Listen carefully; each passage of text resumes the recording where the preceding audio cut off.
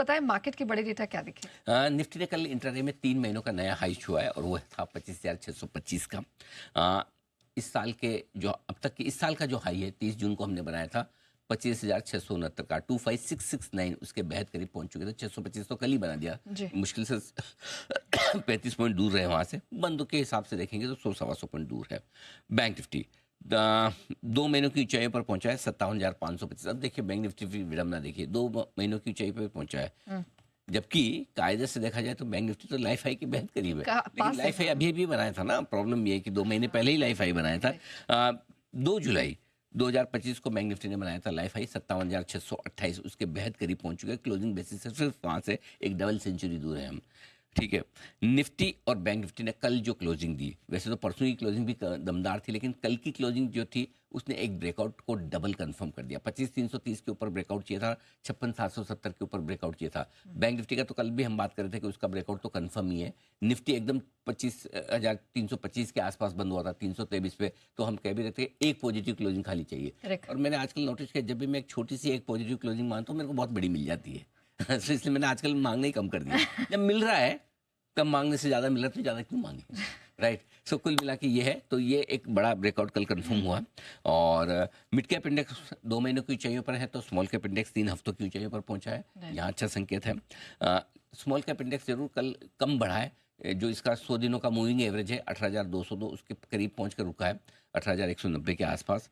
अब आइए sector index में।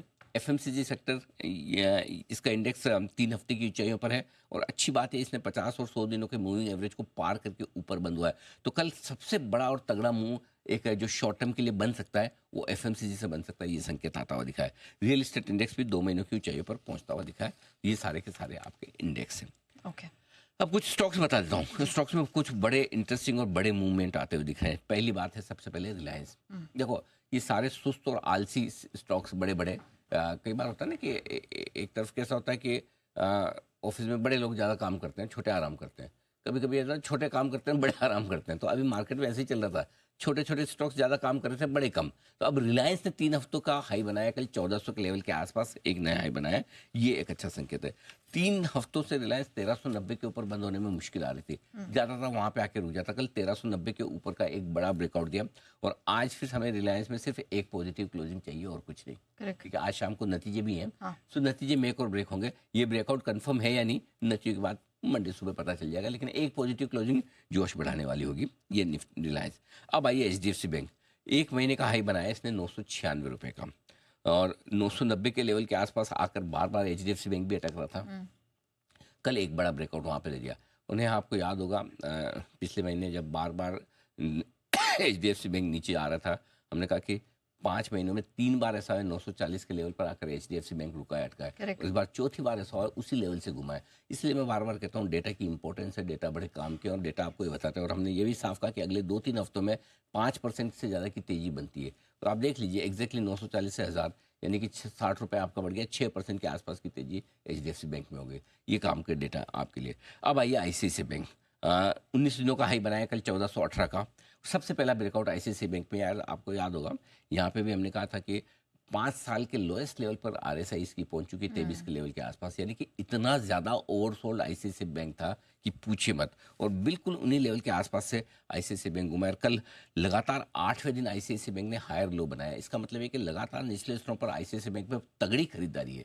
मार्केट तो अब 2 दिन से चलने लगे हैं, लेकिन उससे पहले ही खरीदारी के संकेत साफ साफ दे रहा है। और 1383 का कल एक ब्रेकआउट हुआ था, हमने बोला भी था कि एक दिन और हम इंतजार करके देखना चाहते हैं। एक दिन सिर्फ एक पॉजिटिव क्लोजिंग, और सिर्फ एक पॉजिटिव क्लोजिंग मांगनी थी, मिली कितनी, 1400 के पार की, गजब की। 1418 दिन के दौरान तो बैंक निफ्टी की बड़ी तेजी को आईसीआईसीआई बैंक ने लीड किया है, सपोर्ट दे दिया एक्सिस बैंक ने नतीजों के साथ।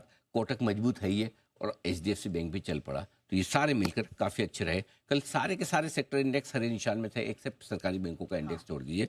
लेकिन ओवरऑल ये है आपके लिए मार्केट के बिग डेटा। ठीक है सर, एफआईएस डीआईएस यहाँ पर कैसा एक्शन आपको दिखा? एक्शन बहुत ही बढ़िया है। एफआईएस के इंडेक्स फ्यूचर्स लॉन्ग पोजीशन बढ़कर 14% के करीब पहुंचती हुई दिख रही है, और 12 दिनों के हाईएस्ट लेवल पर है ये एफआईएस की इंडेक्स फ्यूचर्स की लॉन्ग पोजीशन, नंबर 1। नंबर 2, कल एफआईएस के जो डेटा है बहुत ही बढ़िया है। 1000 करोड़ के आसपास की खरीदारी कैश मार्केट में की है, 997 करोड़ की, लेकिन स्टॉक इंडेक्स और इस कैश के मिलाकर 6,500 करोड़ से ज़्यादा की बड़ी खरीदारी, हाल ही के दिनों की ये सबसे बड़ी खरीदारी है। एक साथ 6,500 करोड़ की खरीदारी बड़े दिनों बाद दिखी है। लेकिन इसका मतलब ये नहीं तो आमतौर पे ये होता है कि मैचिंग मैचिंग चलता है एफआईज और घरेलू फंड का।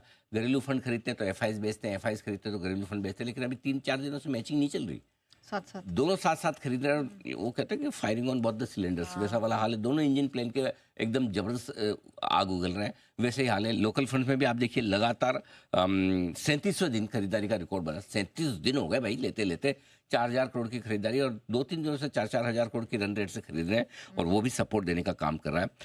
पुराना पिछला रिकॉर्ड 45 दिनों तक लगातार खरीदारी करने का है एफआईज का, और वो बना था 21 अगस्त 2025 को। अब देखते हैं वापस बनता है या नहीं। ऑलराइट, चलिए ये तो एफआईडीआई के डेटा रहे, लेकिन सर ग्लोबल मार्केट में आपको कैसा एक्शन देखा? कोई बड़े डेटा हैं वहां से? ग्लोबल मार्केट्स में है ना, पहले तो gold silver 1,30,000 done and dusted, नया हाई 1,30,005 का, और 4,391 का नया लाइफ हाई आपको नजर आएगा गोल्ड में।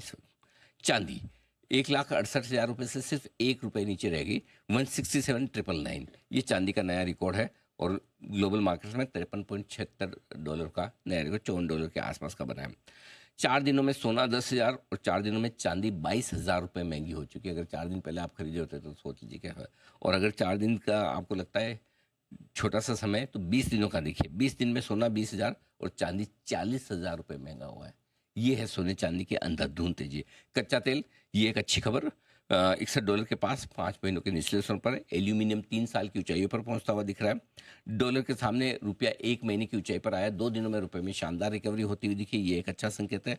अब आई अमेरिका के बॉन्ड यील्ड, 5 महीनों के निचले स्तर पर पहली बार 4% के नीचे आए हैं। अप्रैल के बाद पहली बार ऐसा हुआ है। और डॉलर इंडेक्स लगातार तीसरे दिन कमजोर है, 10 दिनों के निचले स्तरों पर। इक्विटी और कमोडिटी बाजार के लिए भी एक अच्छी खबर आपके लिए।